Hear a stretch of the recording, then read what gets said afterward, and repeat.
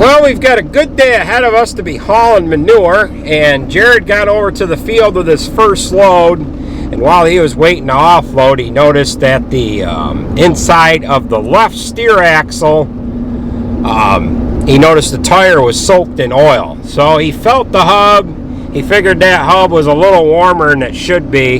So rather than risk driving the truck home and smoking the axle or ruining the hub, we're going to change the wheel bearings out on the side of the road. So the bearing, the inside bearing, or one of the bearings must have went, and it would cause that hub to cock sideways enough to ruin the seal, and then it usually dumps all the oil out, and you run into a problem. So we've got the bottle jack loaded in the truck, the large impact, and we're going to get things fixed up so that we don't have any more problems. We don't keep a bottle jack in the Army truck during the winter just because you run the risk of them freezing up, being that they're air operated. And the same thing with the large impact. We like to keep that in the shop so that it's not froze up when we go to use it from it sitting in the Army truck here. The service truck. So we're gonna run over and get him fixed up.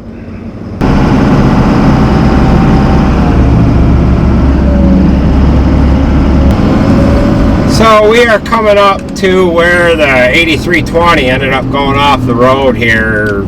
It must have been a month, 6 weeks ago now. So he turned this corner here, started to descend down this hill. He went off the road right here, grazed the side of the restaurant right there. Then he come back out onto the road, and there was a car coming, and that is the tree right there that he ended up hitting. So this is all downhill here, of course, and then we ended up loading the tractor right up here on the level. So Jered's broke down just up here a little ways on our left-hand side, and this is where we're gonna do the work on the truck, and there is the telephone.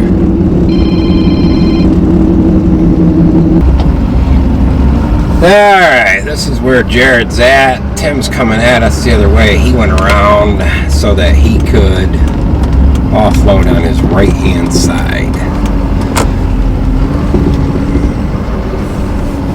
So we're just going to back up and get into place here. We can work off the back of this truck.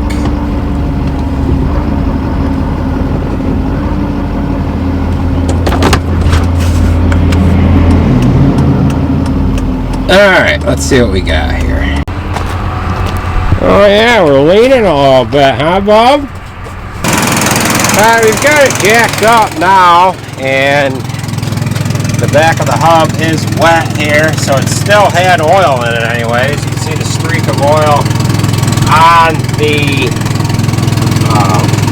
tire here, but we've got some major something or other going on. Wiggle that sucker with. Yeah, so we've got, I'm guessing the outer bearing is shot, not the inner one. Yeah, go ahead.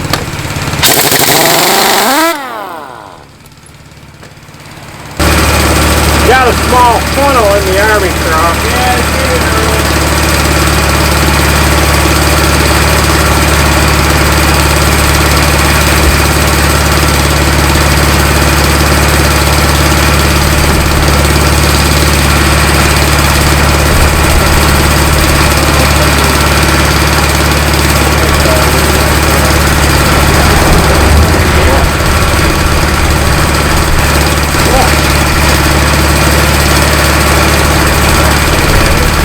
Alright, so the outer bearing is gone. You just got to take this washer that locks that outer nut on.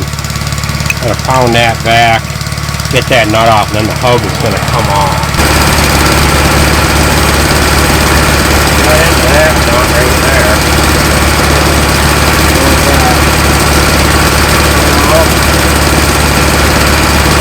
Hopefully there ain't a washer.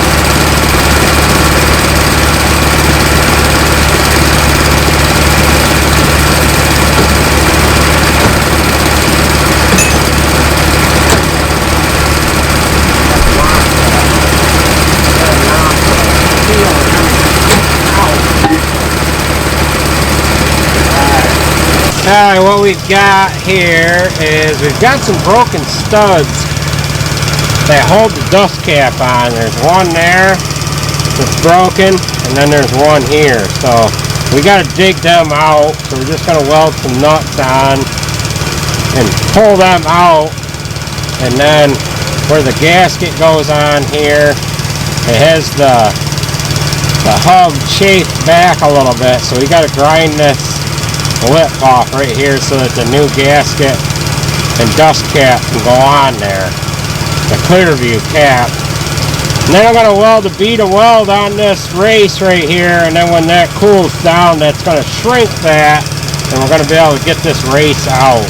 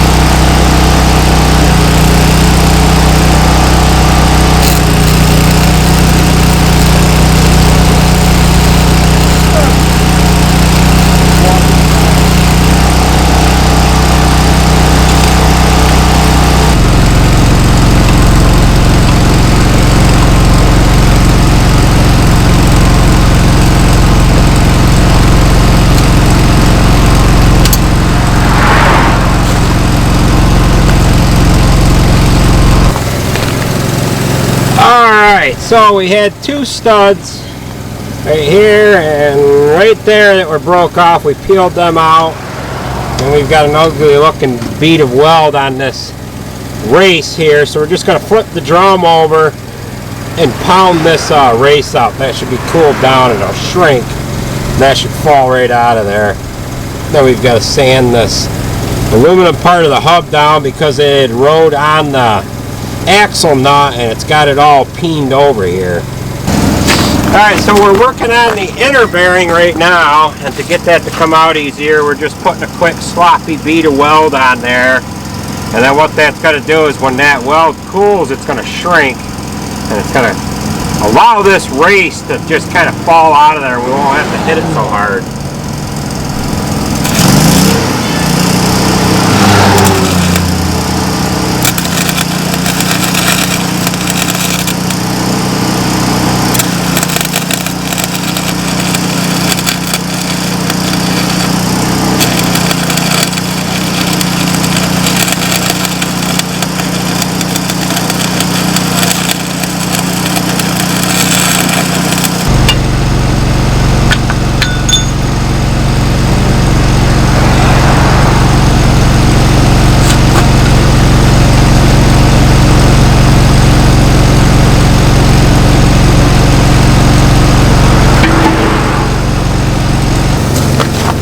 Alright, we've got both of our races out. Here is the inner one here, and there is the outer one.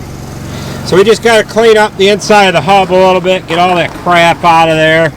We'll pound a new race in on each side, slam our bearings in there, and we'll get everything all back together here. So we were able to this spindle, there's nothing wrong with it. Jered, he caught it in time. Had he went any farther with this, it would have got right into the spindle, and we'd be replacing this guy here. So, and that, you got to run the kingpin out, and it's just a mongrel job to do that. So, we've got to clean things up a little bit here yet, and then we'll start slapping everything all back together. We do have a new hub. This hub was how much, Jered? $400 and some dollars? 407. Yeah. So this hub was 400 and some bucks. We're gonna hold off using this now. All right, we've got this hub all cleaned up. We dug the studs out that go in. The hub cap itself, got the races dug out of it.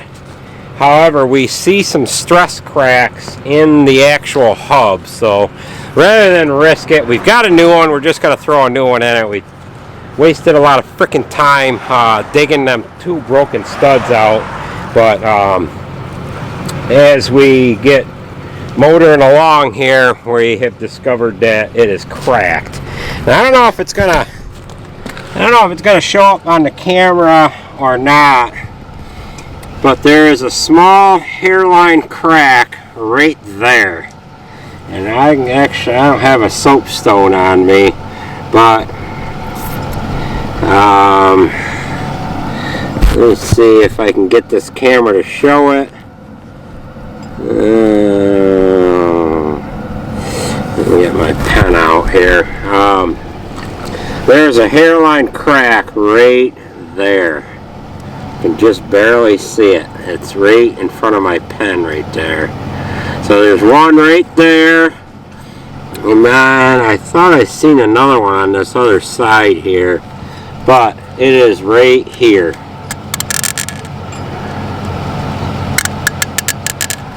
I've kind of circled it with a pen. I don't know if I can get it to focus in. Yeah, you can just barely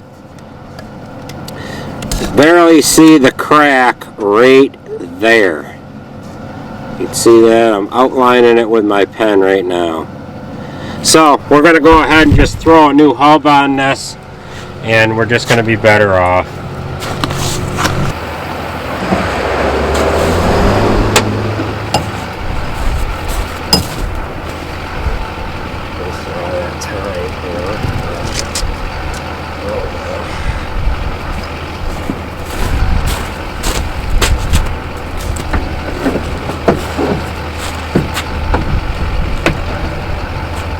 Okay, there's that. Oh, that's hub with oil. Do you have that little funnel? Yeah.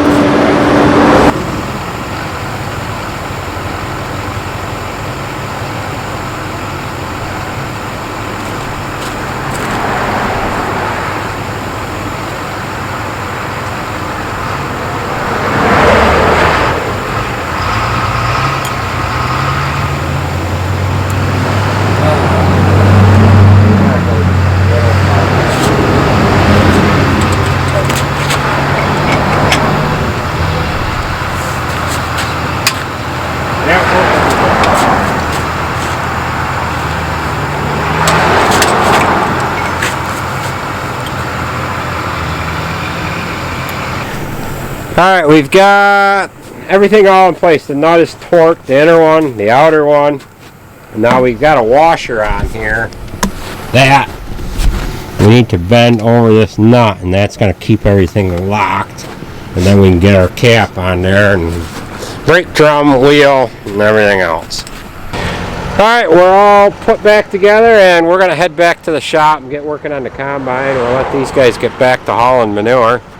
But that situation could have been one of them deals where we had to replace a spindle or something. But with that being said, let's get back to the shop.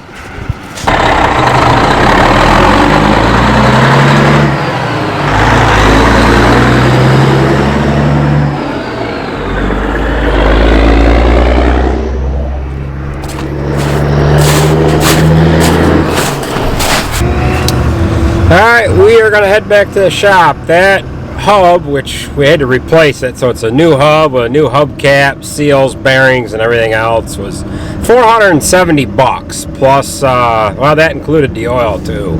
So we're going to get back and get that combine done so we can get that out of the shop. Well, before we get back going on the combine, we ended up getting our parts for the mixer. We got the shaft there that we're going to be able to put on the mixer. That'll enable us to take that 2-speed gearbox off in there. And all that gearbox enables you to do is be able to start the mixer in a lower speed. Therefore, if you have a tractor that's not quite got the horsepower and it won't start the mixer, you can shift it down into low speed and it'll start it. But on the tractors that we're currently using, the 720, 7730, 7200, you can actually shift the tractor with the 1000 RPM shaft in the tractor. You could shift it down to 540 if in the event you have a load that you can't get started. You can start in 540 feet off a ways and then shut it back down and shift the tractor over to 1000 RPM and feed out the rest of it that way. But we've got a crate on the floor here. We've got the other parts to the PTO in there. We're going to go ahead and get that opened up, make sure we have everything.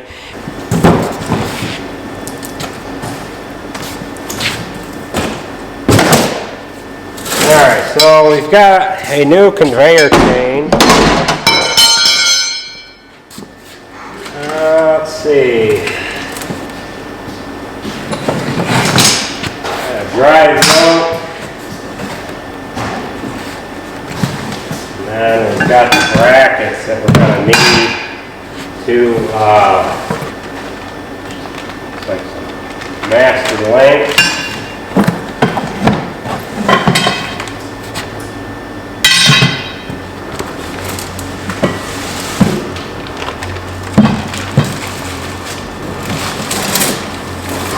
Alright, we got a kicker plate, a bearing, and then the brackets that we're going to need to bolt down on the frame of the hitch there to hold this bearing. Alright, the boys have got the shaft unhooked. They've got the bolts out of the gearbox. Now we're just going to lift that up out of there and we're going to set the bearing holder in there in the new shaft that runs back from the bearing holder itself, and then we can hook the PTO shaft up.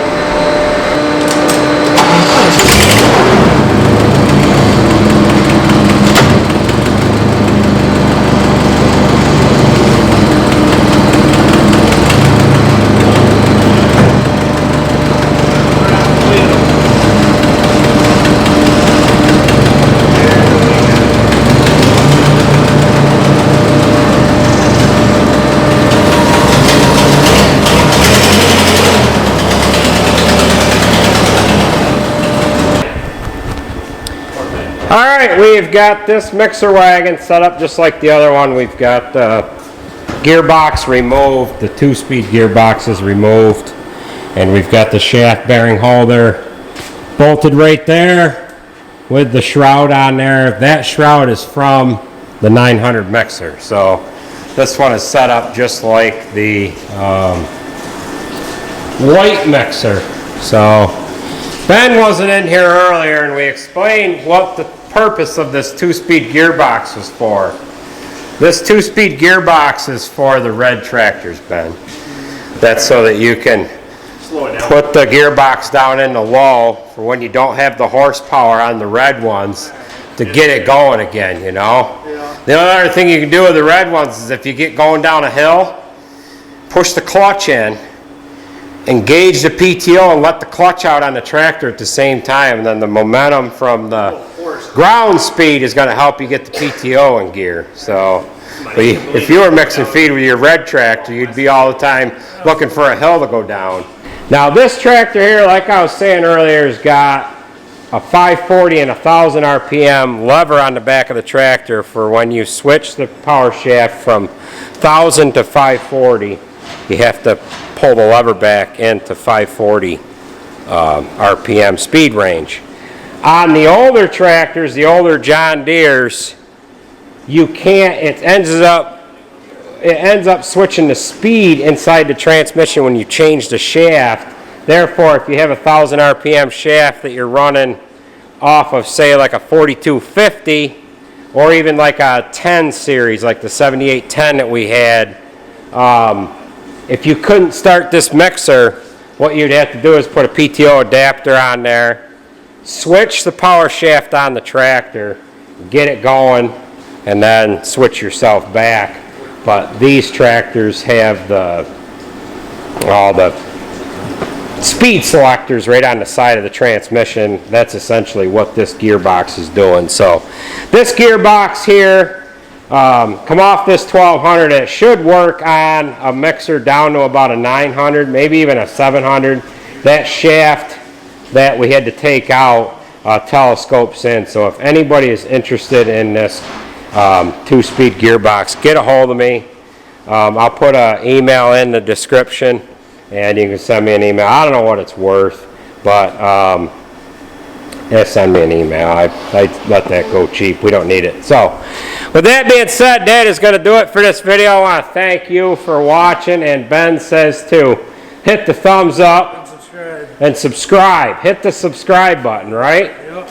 So we have some bad news. Today is Ben's last day at Horgan Family Dairy. He's going on a little bit of an adventure out west. Yep. He's going to show the boys how we combine up in the Northeast here. He's going to take his talent out west. So we're blessing everybody with his presence out in the west. That's right. To get her done. Then after he gets everybody all situated, he's going to come back this way, and he's going to come back to us. So, well, we'll see you at the next video, folks. Take it easy.